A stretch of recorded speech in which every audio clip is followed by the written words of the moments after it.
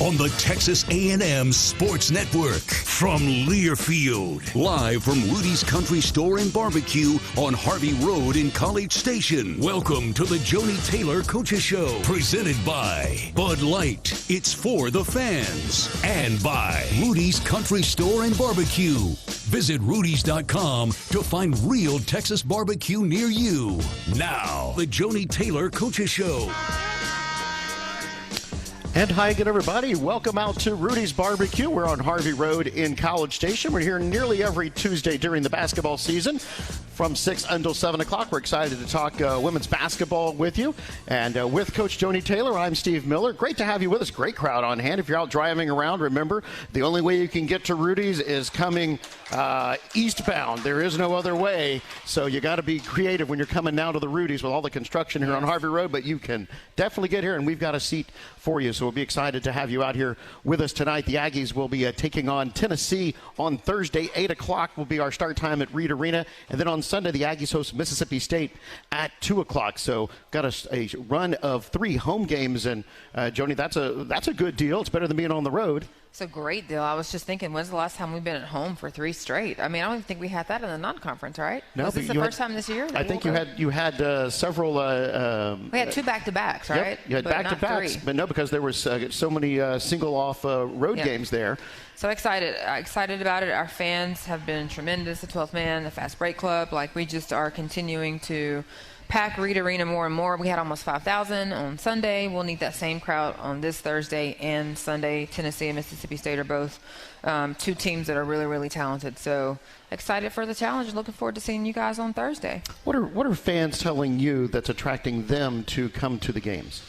You know, the biggest thing I hear is they love the energy, whether it's the players that are on the floor, our injured players, the camaraderie they have. And our fans, we have basketball fans, right, who know basketball, and so they can see the progress that is being made from our first game in November to now, and just how hard the fight that, our young ladies have. Playing with 7 is not easy, and they've done that. They've put their hard hats on. They've gone to work, and they've done it with a smile on their face. And our fans see that and recognize it and appreciate it. Because so they literally say, hey, we're with you. We're with you. Yeah, because it's easy to say, you know what, they didn't win a couple of games. I'm just not coming. But they come in, and you and the team feel like you're delivering for them as best as you can there, enough to get them to come back. Absolutely. And I also, we pride ourselves on being very honest. I try to, as much as possible say, even before we had injuries, this is a year of becoming. We are going to be building this year. It's a team that is new. It's coaching 12 freshmen, because even if they are experienced or they're returners, it's a new system for everybody. So everybody had the same clean slate, but it's new. And a lot of our players don't have experience. So I think we were very honest in saying, hey, stick with us, be there for us. You're hopefully going to see us get better as the season goes on. And that's happened so far. You mentioned becoming, the motto for this season. What has been the latest step in becoming for you and the team? Yeah, I think for us, we're becoming a really good defensive team. Yeah, that's something that we talked about a long time ago. Guys, what's our identity? And when we had this conversation, we didn't have an identity. And so when you think about certain teams, it's what is their identity? You should be able to identify who they are, and that's what they do. Are we a defensive team? No. Are we a team that runs in transition? No. Are we a team that offensive rebounds? And, so who are we? And so the answer kept being well, we could be, and we could be this. I'm yeah, but could be and almost could is not. Right now, who are we? And so they really have taken pride in becoming a defensive team. And so that's where we are. That's who we're becoming. I think we're also becoming more consistent. We're learning how to put 4 quarters together more consistently than we did in the beginning as well. One of the things that our media relations director, Brandon Collins, put together when you talk about defense is that your team has held every team below their scoring average. That gets How about that? Applause. Absolutely. Some of these people are racking up 90-something points a game. Yeah. LSU is 94 game for sure, and had a couple of 100-point games this year, but we held them to 8 points in the first quarter, which was the lowest first quarter they'd had all year, and we held them to 34 at halftime, and that was the lowest halftime they'd had all year long. Obviously, the final score wasn't what we wanted, but we did a lot of good things. And again, it's when we're on this journey, the conversation is, how do you measure success when it doesn't come in a win? And we were doing a lot of things really well. So yeah, and you go back to that LSU game this past Thursday. Was it last Thursday? A week ago Thursday. Yes. It seems like an eternity. It was 8-8 or 10-8 after one quarter. Yeah, didn't neither team shoot the ball, but you guys were doing good things. What did you take away from that quarter and from the first half in that game? Well, we made LSU go to Plan B, and that's what we talk about. Like, Plan A for Tennessee tomorrow is going to be to offensive rebound and sprint to the corner and shoot threes. That cannot happen for us to have a chance. We've got to take those two things away and force them into Plan B. And then also Plan A for Tennessee is Rakia Jackson, who's 26 points a game, right?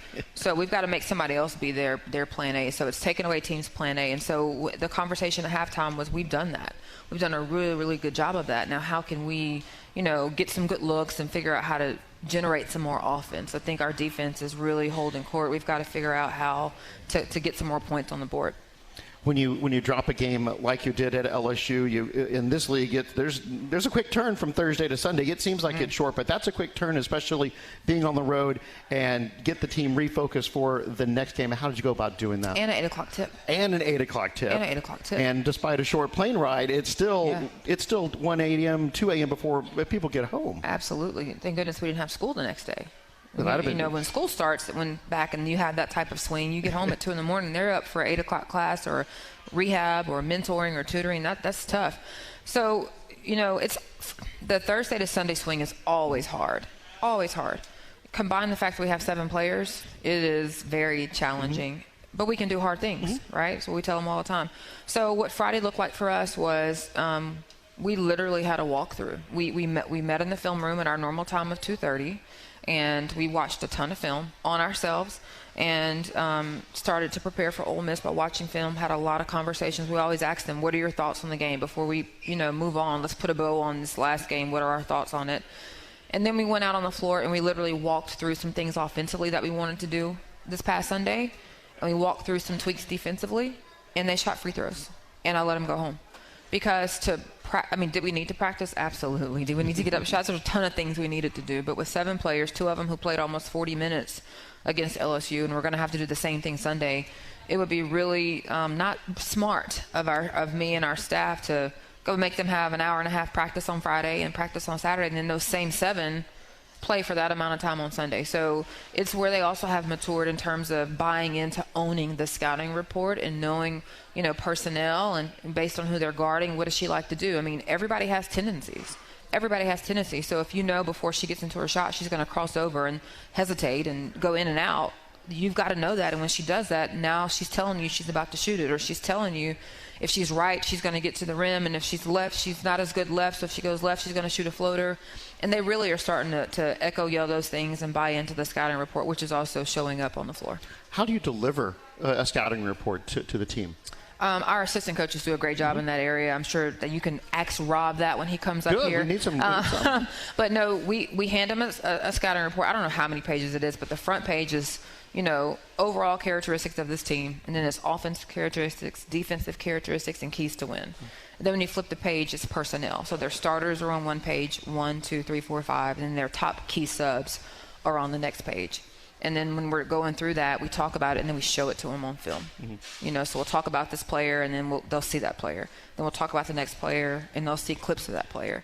And then after that, we show them their top plays offensively. This is the first. If they don't get anything in transition, this is what you're going to see most of the night. And then if we take this away, this is what they go to. And if the shot clock is down to 10, they like to do these 2 things. And at the end of a quarter, they do this. And coming out of a timeout, this is who they like to go to. Or when this kid subs in the game, she's not going to pass the ball. She's searching for her shot. So know that when she subs in. I mean, those are the kinds of things that we talk about. And our, Chelsea Robb and Catherine Graham doing a tremendous job. They spend, I can't tell you the amount of time and the amount of film they watch to prepare our team for our opponents. What is the role of technology that the players have access to? Well, I'll tell you this. When I was the first assistant coach, we used to put VHS tapes in the mail. And that is how. And then you got the film and you watched the your wife knows this very well. And then we would watch the VHS tape. And if it was like a moment that I wanted to show on film, I would write down like 1 minute and 37 seconds in, clipped that. And it was a VHS tape that we put in and showed to the team. And when it was the holidays, you were so stressed because you were like, this mail's got to get here so I can watch the film. That's not that long ago. No. But by and far, there's this program called Synergy now. Okay. And Synergy tells you everything about a player. You put in a player's name and you say right-hand drives, and it'll tell you she drives right 95% of the time. You put in left, and it'll say she drives left 5% of the time, and her percentage going left is 10%. Her percentage going right is 75%. So what are we going to tell our team? Make her go left. Make her go left. Like literally send her left. It'll tell you a team's out-of-bounds plays. Like when they run an out-of-bounds play, they are 55%.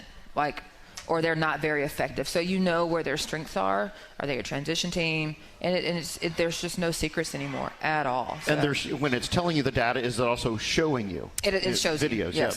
And so what we do, though, I think we do a nice combination of both. I'm still very old school. I want to watch full games because there's something to be said to see chemistry, to see coming out of a timeout, to see a team plays different at home than they do on the road, and we're going to their place, and that feels different than when they come on the road. So we watch full games, but if there's something we want to see really quickly, we'll put it in Synergy and just have it. Synergy for us, we use to confirm what the film has shown us. You're not watching any commercials, are you? No. No commercials. We've advanced past that. We have advanced past that. All right. When we come back, coming up on the show, we have our assistant coach, Robert Mosley, here. We have KK Green is also in the house as well. We've got them coming up. We've got more to talk about with Joni Taylor. We are live here at Rudy's Barbecue. It's the Joni Taylor Radio Show from Learfield.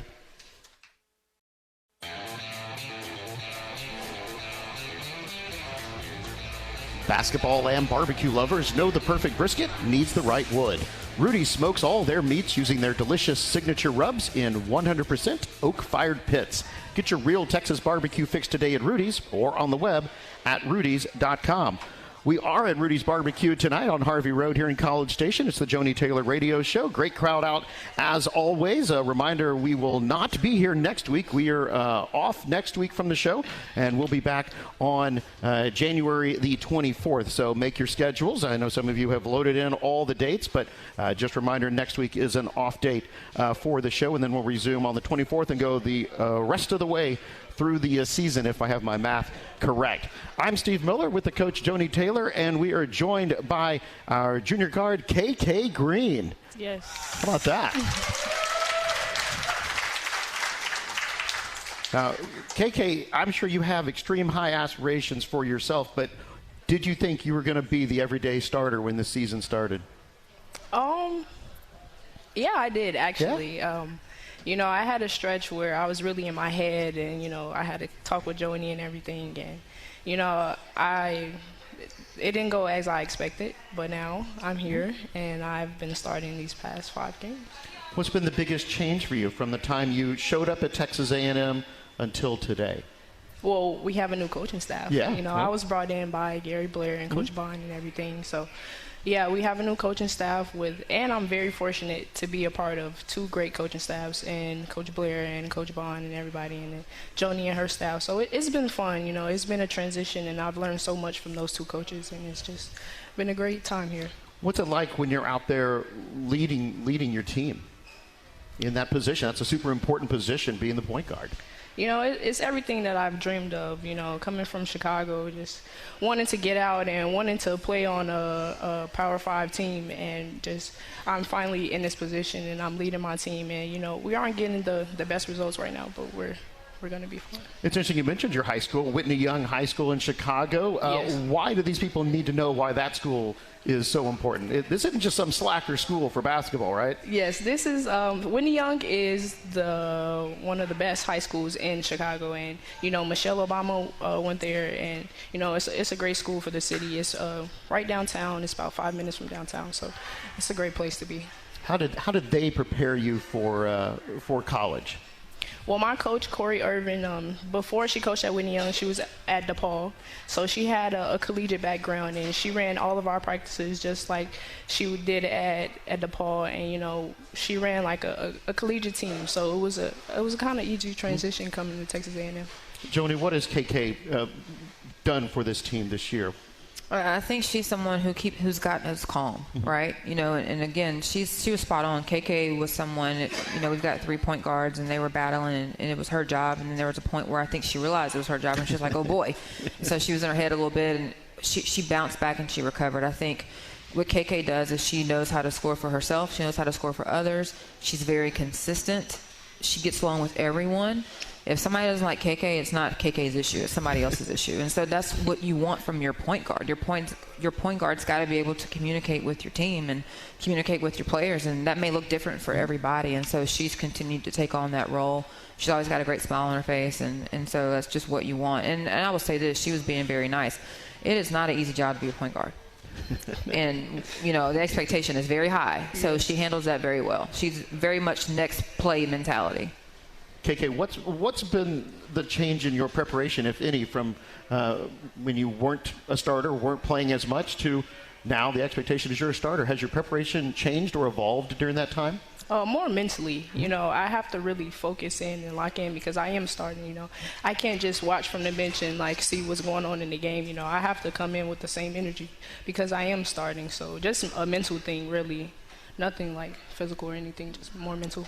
Yeah, when today you guys went on a little field trip, to understand? Yes, we did. We went to George Bush, which was my first time being there, the library, and we went to the Nelson Mandela exhibit.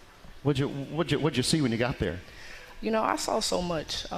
It was great to be with my teammates and to be able to reflect on our history and just see the things that he did and how his movement really changed a lot of people. Joni, how did you prepare them to go to the library, which literally is just a few hundred yards away from where players and yourself are at every day, but they've got a special exhibit going on with the Nelson Mandela exhibit? Yeah, so I didn't know about it. One of the things we do in our staff meetings is, you know, after we talk about things, we have, you know, someone that gives an update on national news, like just the top things that are going on. Somebody stands up and says, hey, this is what's going on nationally. Then we have someone else who covers the state, what's going on in the state of Texas. Christina Richardson covers what's going on locally, and then we have someone who covers what's going on with our staff. Somebody have a birthday, somebody's parents coming in town, did something happen? So this was, I don't know, early fall. Christina said, hey, the George Bush Library has the Nelson Mandela exhibit. It's now, and it's going to be going on through the spring. And I was like, we got to go do that. And we thought a good time to do that would be during finals break or when there was no school. And then I realized half of our team probably has no idea who Nelson Mandela is. And so to prepare them so they could really have a different experience when they were actually there, we broke it up into assignments by class. And so Christina gave them, you know, one freshman group had an assignment of, you know, maybe talking about what is apartheid. Like, what is that? And it's this big word, and they really realized apartheid is the same thing as segregation, but it was called apartheid in Africa. And then somebody else was responsible for talking about Nelson Mandela's life before prison. And another group had his life during prison, and another group had his life after prison. And they just, as a class, stood up and gave us nuggets about all those different eras. And literally, when you walk through the exhibit, it goes like in that order. Like, it talks about what is apartheid, and then it talks about his life before prison and how he grew up, and, you know, all those things. So, you know, I was a little bit behind them. I wasn't walking through it with them. But I certainly hope that they had a great appreciation for what they saw today. And to have something like that right here in BCS, you know, it was something we had to make sure we did.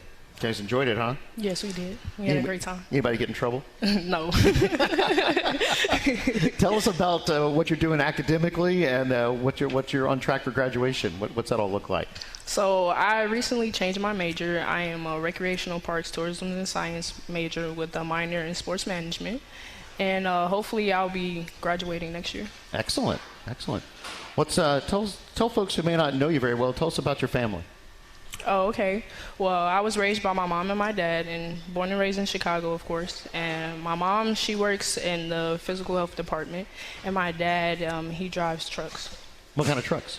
He drives like school buses and stuff. Oh, really? For the CPS, yeah. Oh, how cool. Yeah. And do they get an opportunity to come down and watch you play? There's obviously a great distance. Yes. My mom works from home, so yeah. it's kind of hard for her, but my dad can take off whenever. But, you know, they try to come to most of the games. They actually surprised me for my birthday, so it was really cool seeing them. She's the only child. Yes, I am. Yeah. So then they have no excuse, right? Yeah, they should be here for everything. Nice, nice. What is there anything? What do you miss about not being at home? Is your mom a great cook or anything like that? I miss the food. Yeah. I feel like Chicago has some of the best food around. Okay. And you know, I really every time I go home, I hit up all my favorite restaurants and everything. So really, the food. Really miss. What's your favorite restaurant there? My favorite restaurant is by my house. It's called Toys. They sell everything like Toys. Yeah, like Toys. Yeah, it's called Toys Restaurant. It's been there since actually my mom was a child, so it's a family business. So. And what do you eat there?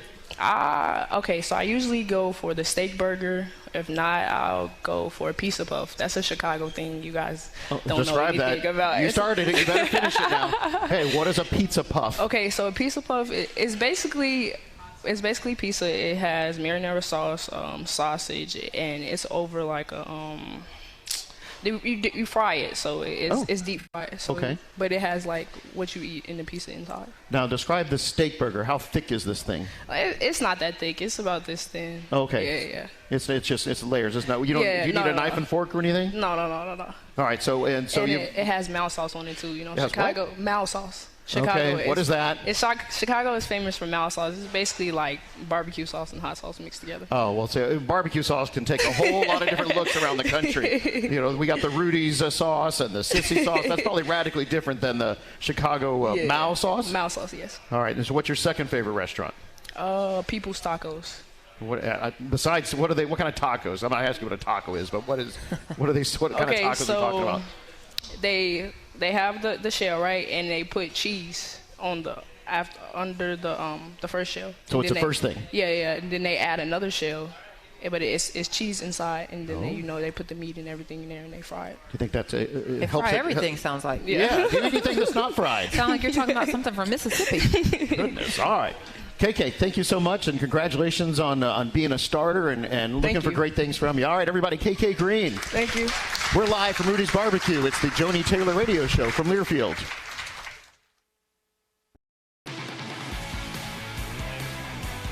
Not everyone is a morning person yet, but with Costa Vita's new breakfast tacos, everyone will be.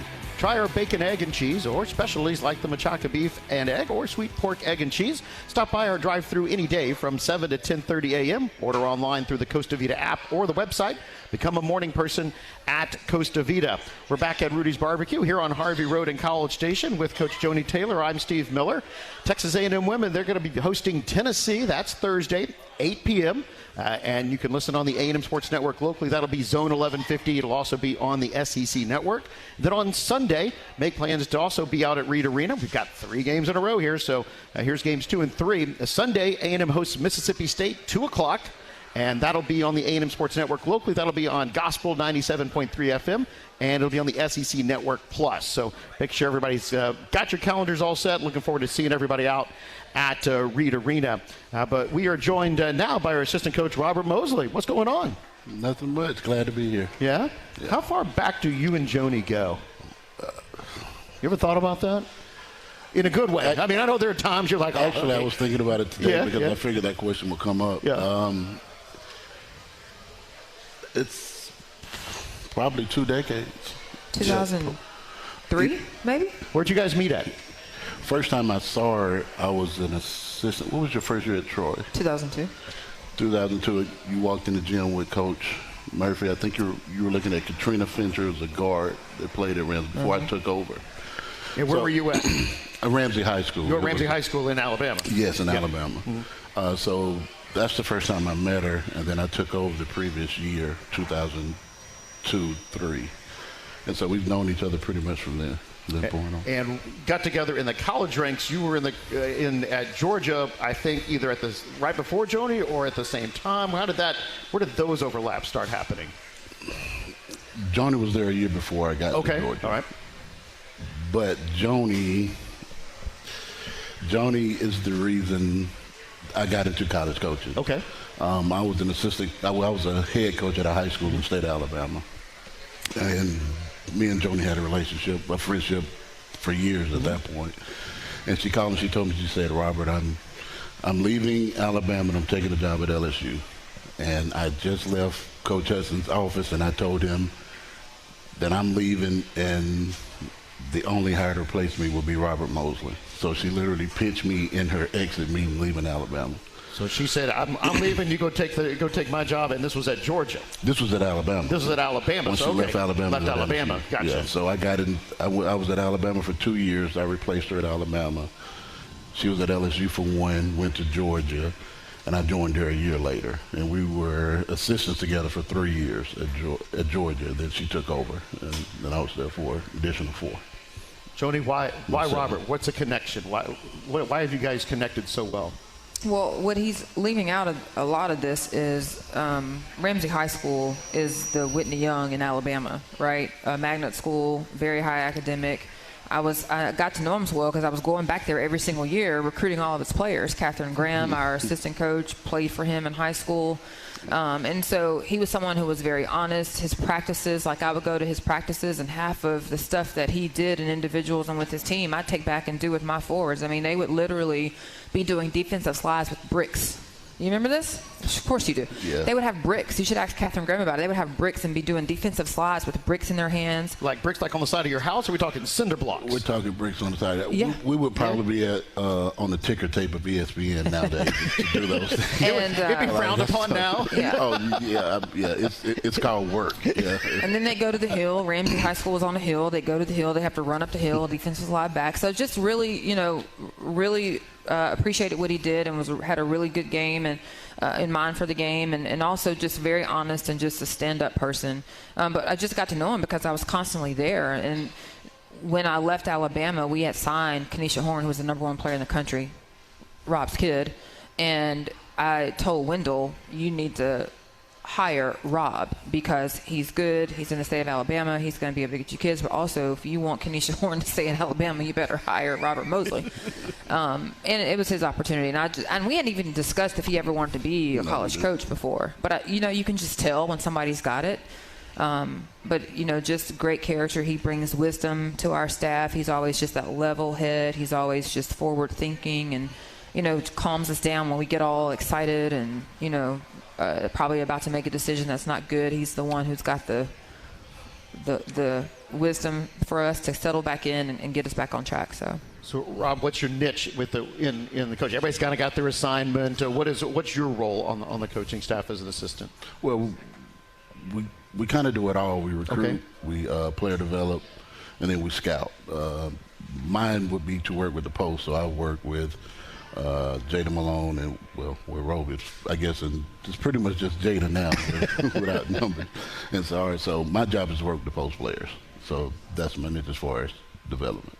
And so tell us about, I was asking Joni this earlier, when you talk about scouting, technology seems to be playing just this increased role over the course of time. How has it helped you guys when you're building the scouts on these teams? It does help. Me and Joni kind of learned the same way.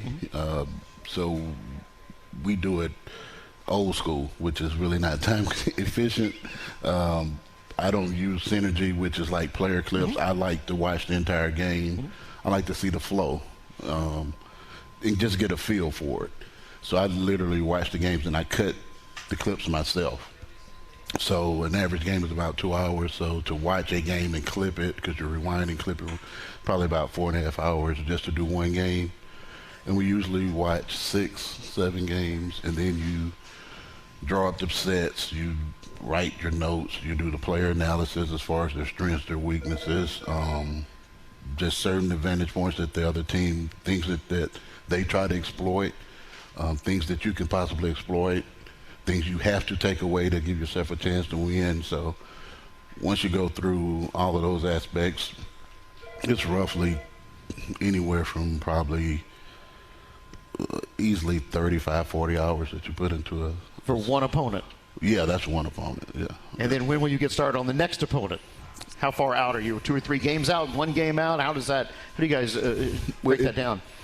Well, it depends.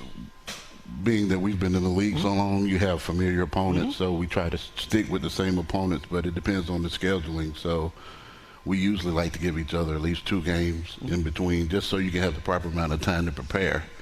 But the schedule kind of dictate how much time you have in between, because a lot of times once you turn the scout in, you immediately start watching film on your next opponent, and you haven't even played that game yet that you just turned the scout in for. You know, if we play Sunday, I'll meet with Joni Thursday night after the game. And then Friday, I'm on to my next scout, but we haven't played Sunday yet, which is my game. So you have to move forward, but you still have to be current, because you have to prep and be, you know, in tune and ready for that game that you have to play. How'd you get involved in basketball? I don't know. I played as a kid, played basketball and football as a kid. I was one of those guys who finished college, and when I was playing, I said, I never want to coach. You know, I think that's every player that said, no, there's no way I'll coach. But then when you get through playing, you realize that you miss the game. Not so much playing, you know, because eventually you know that time is going to run out, but you miss. For me, it's just competing. I just love to compete, and I also miss the camaraderie that you have on the team or a unit. So I started out my senior year, after the season was over, I volunteered at my fraternity to coach a boys and girls club, like a team. And I'll never forget, I did it that one semester, and I always joke because I had to call home. My plan was to graduate and go to law school. So you're a far cry from law school and college basketball. So I literally had to call home and tell my mom that not only was I not going to law school, but I was going to take another year of school to get certified to teach. What'd she think of that? We've had better conversations. but she was supportive. You know, she wanted to really make sure that that's what I wanted to do. I mean, because that's a shift. You know, you go from want to be a lawyer the whole time but it was something that I did, and I fell in love with it, honestly. It seems like that you like to teach. Is that a fair assessment? Yeah, I do. I just love seeing people progress. To get them at point A and to help move them a transition to point B to C and D. I just like to see growth. So, yeah, I do enjoy that aspect, and you just see the sense of fulfillment when a kid gets something for the first time. One of two males on the entire coaching staff. How do you hold up working with all these women daily on and off the court? I'm just trying to, man to man here. I mean, nobody else is listening. It's just us. Be seen and not heard. Yeah, no, I mean, it's good. We have a Joni's done a masterful job as far as putting together staff.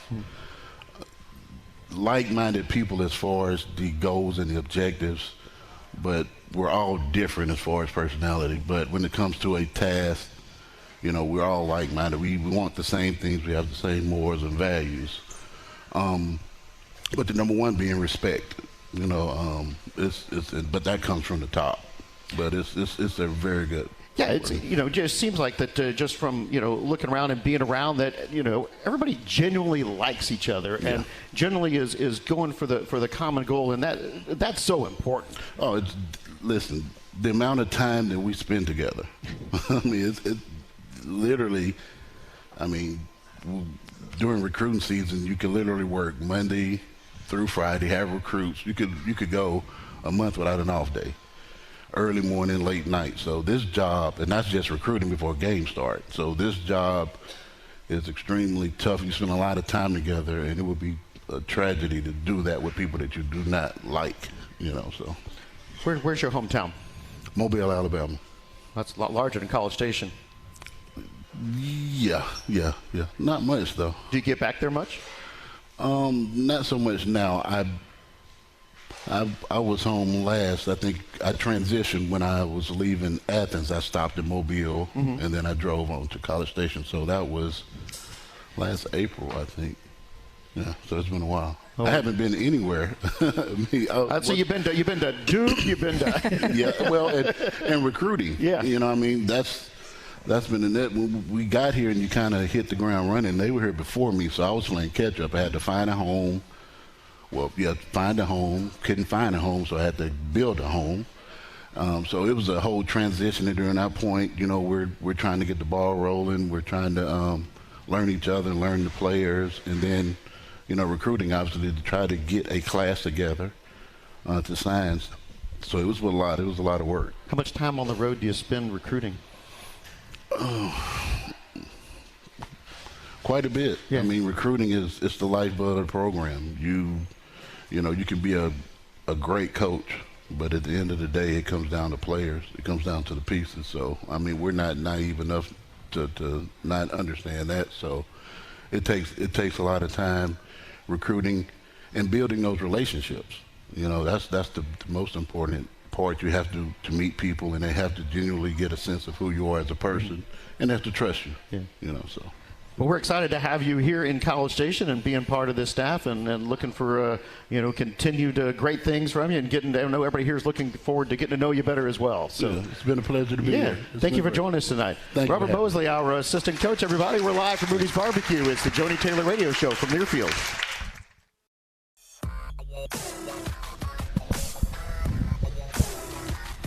Texas Farm Bureau Insurance wants to give you a VIP Aggie basketball fan experience this year. Go to 12thman.com/maroon contest and register. One winner and a guest will receive game tickets, hotel accommodations, autographed memorabilia, and more. Register today at 12thman.com/maroon contest. Texas Farm Bureau Insurance, they're a proud partner of Texas A&M Athletics. We're back at Rudy's Barbecue. It's the Joni Taylor Radio Show with Joni. I'm Steve, and we're excited you guys are out here. Tennessee here on Thursday, 8 o'clock. Mississippi State here on Sunday at 2 o'clock. And, Joni, you mentioned earlier, you know, we've made so much about the 7 players and how you've had to adjust your training schedule, the regiment that you would typically do with a much larger, healthier roster. Besides just, you know, hey, coming in, we're going to watch some film, you're going to shoot some free throws and leave, whatever, and shorten it, how else do you help keep these 7 ladies refreshed? Yeah, we constantly remind them several different ways of what our goal is and what our focus is, and we love to tell them, and it is true, if they're not in our locker room every day, they have no opinion on what goes on in our program. That's your parents, that's your coaches, that's fans, that's media, because they just don't know. And everybody has good intentions, you know, but sometimes they don't know what our game plan is. They don't, and so it's just making sure we tell them dream big, focus ball, and keep the main thing.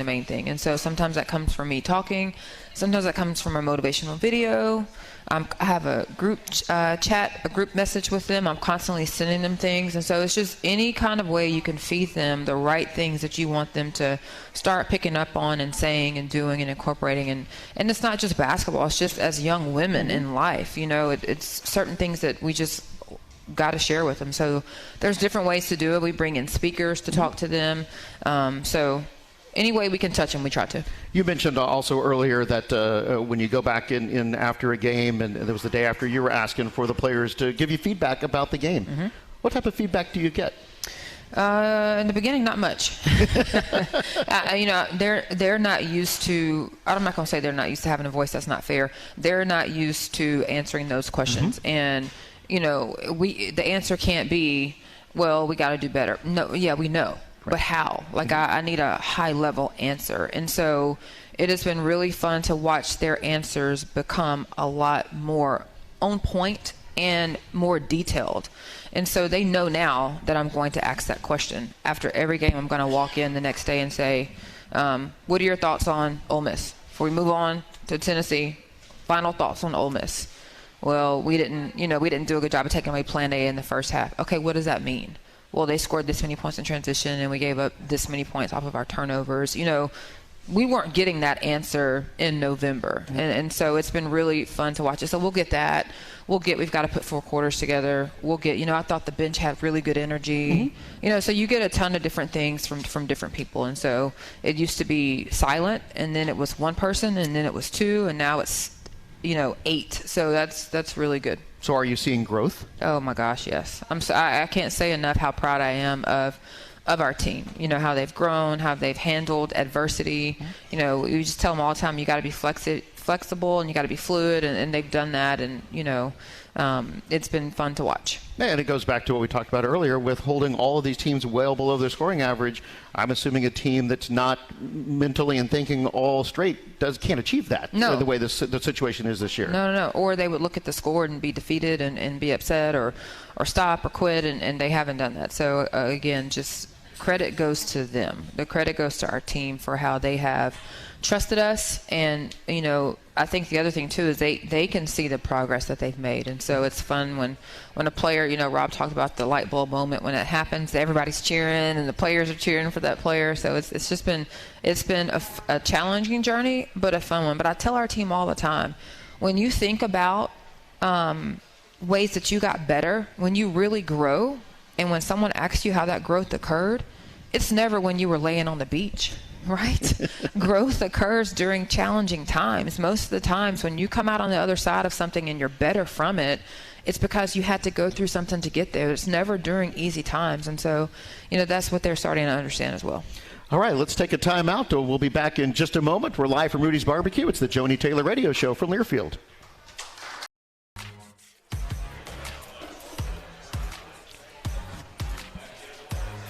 The next game for the Aggie women is Thursday, 8 o'clock. They host Tennessee. Listen on the A&M Sports Network. Locally, that's Zone 1150, or watch on the SEC Network. And then on Sunday, the Aggies host Mississippi State at 2 o'clock. Listen on the A&M Sports Network. Locally, that'll be Gospel 97.3 FM, or watch on SEC Network Plus. When we come back, we'll talk about why that Mississippi State game is special and how you can be a part of supporting what the Aggies have planned for next Sunday. We're live at Rudy's Barbecue. This is the Joni Taylor Radio Show from Learfield.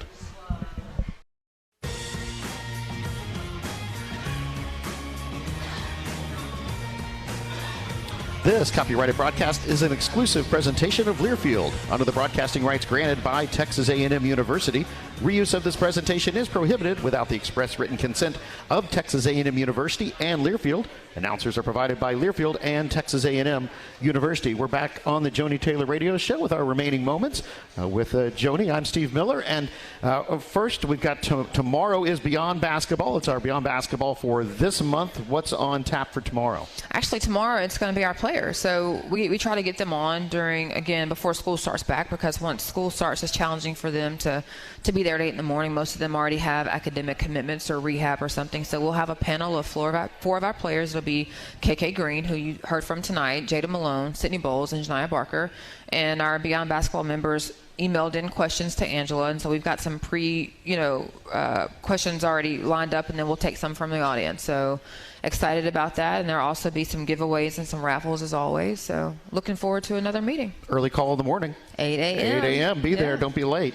All right, coming up on Thursday, the Aggies host Tennessee, and at halftime of the game, we've got the Little Wranglers are performing. Elizabeth Miller will be performing. Yeah. At halftime. Yes, you're already practicing the wave. Yeah, the Wrangler wave. Okay, so that'll be going on at halftime. Everybody loves when the Little Wranglers come out. But then on Sunday, when A&M hosts Mississippi State, we have got all sorts of things going on, from Youth Sunday Fun Day. It's Youth Dance Day. We've got about 130, 140 young people that are going to dance with the Aggie dance team at halftime. And it is a blackout game. Yeah. And tell folks what blackout game means. We are revealing our black jerseys. We'll be wearing them for the first time this year. So we're excited about that, and we are asking all of our fans to wear their black too, so we can all be in black together. So yeah, we'll be blackout on Sunday.